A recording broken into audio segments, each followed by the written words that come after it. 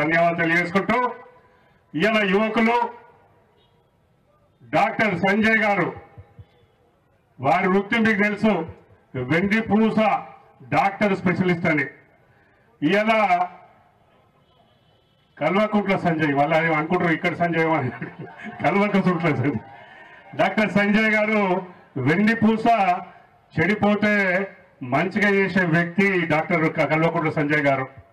ఇలా ముఖ్యమంత్రి గారు రైతుల వెండిపూస ఇరుగొడదాము, వాళ్ళను చెడగొడదామని ఆలోచన ఉంటే మీ వెనువెనుట ఇవాళ నేను పాదయాత్ర చేసి ఇవాళ మరి రాష్ట్రంలోనే మొట్టమొదటిగా మరి ఎమ్మెల్యే కల్వకుంట్ల సంజయ్ గారు మీ వెనువెనుంటే రైతులకు సహాయం ఉంటా, నేను ఈ వెన్నుపూస చెడగొట్టకుండా మంచి చేస్తాని ఒక మంచి సదుద్దేశంతో ఇలా ముందరికి వచ్చి బాధ చేస్తా ఉన్నారు. ఇక ఎట్లుందిరా బాబు కాంగ్రెస్ గవర్నమెంట్ అంటే, ఇక మనందరం ఊర్లలో మీకు తెలుసు, పగ్గాలేని కచ్చరం ఎట్లుంటది. బండి నడుపుతున్నాడు ముఖ్యమంత్రి కూర్చొని కానీ పగ్గాలు చేయలేవు.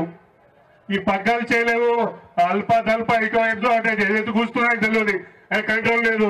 ఈయన నోట్లకెళ్ళి మాట్లాడుతూ ఉన్నాడు, ఆ ఎడ్లింట్లో ఎవరు దారిలో వాళ్ళు పోతా ఉన్నారు. నీ కొల్లాలి నీ ఎడ్ల నీకు ఇకపోతే నువ్వు మాకేం చేస్తావు నాయన అని మీ ముఖంగా మర్చిస్తా ఉన్నాను. అందుకని మీరు ధైర్యంగా ఉండాలి. ఇలా పెద్దలందరూ చెప్పిండ్రు, ఏం భరోసా ఇచ్చిండ్రు నవంబర్లో, ఇలా ఏం ఆచరణలు పెట్టిందంటే మాకే చేత కాదు, ఏదైనా మోసం చేసి మేము గద్దెక్కాలి, మా లక్ష్యం సాధించుకున్నాము, ముఖ్యమంత్రి అయినాము, మా లక్ష్యము ఏదో దండుకోవాలి, ఆ దండుకొని మేము ఇంకో 5-10 ఏళ్ళు సుఖంగా ఉండాలి జీవితకాలం అని ఆలోచన వ్యక్తిగా వారు ఉన్నారు తప్పితే మన బతుకులు బాగాలని ఆలోచన వారికి ఏమాత్రం లేదు. అందుకని ఇలా పెద్దలు చాలా మంది మాట్లాడాల్సి ఉంది. అందుకని మనందరం కూడా ధైర్యంగా ఉండి బీఆర్ఎస్ పార్టీ మీ వెనువెంటే ఉంటుంది. ఎప్పుడైనా ఏ కష్ట సుఖాలైనా మీ అందరం కూడా వెనువెంటే పాలు పంచుకుంటామని తెలియజేసుకుంటూ ఈ అవకాశం పెద్దలకు ధన్యవాదాలు తెలియజేసుకుంటూ జై తెలంగాణ.